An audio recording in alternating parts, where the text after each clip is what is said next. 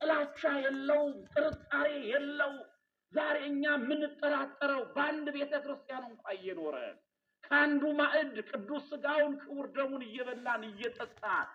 አንዲት ቅዱስ ቤተክርስቲያንን እያገለገልን አገልጋዮቿ እንኳን ሳንቀር እንጠራጠራለን እርስ በርሳችን እንገፋፋለን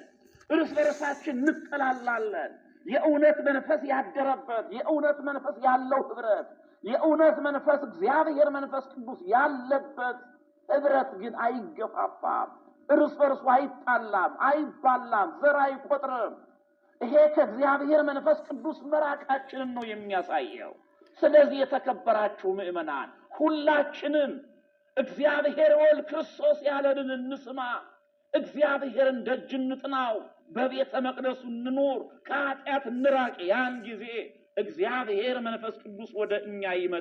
ይመጣል ወደ እውነትም ሁሉ ይመራናል ስለዚህ ነው በ71 ቋንቋ በ72 ቋንቋ ዘመሩ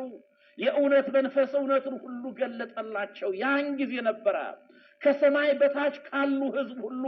በጸሎት የተጉ አይሁድ በኢየሩሳሌም ይኖሩ ነበር ይሄም ድጽ በሆነ ጊዜ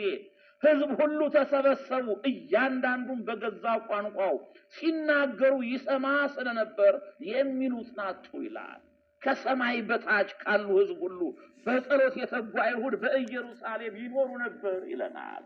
አሁን የ50ኛው ቀን በዓለ ሰዊት የሚከበርበት ነው አይሁድ ከሚጠት በኋላ በየሀገሩ እንዲኖሩ ተፈቅዶላቸዋል ነገር ግን የፋሲካን በዓልና በዓለ ሰዊትን እንዲሁም የዳስን በዓል ከዚያ ከስደት ከያሉበት ወደ ኢየሩሳሌም እየመጡ ያከብሩ ነበር አሁን በዚህ ወቅት የበዓለ ፋሲካን አክብረው በዓለ ፋሲካን ሰዎች ሲያከብሩ እንዲሁ ከሩቅ የመጡ ስንቅ ይዘው መጥተው 50ውን ቀን ከዚያው ቆይተው በዓለ ሰዊትን አክብረው ወደ ሀገራቸው ይመለሳሉ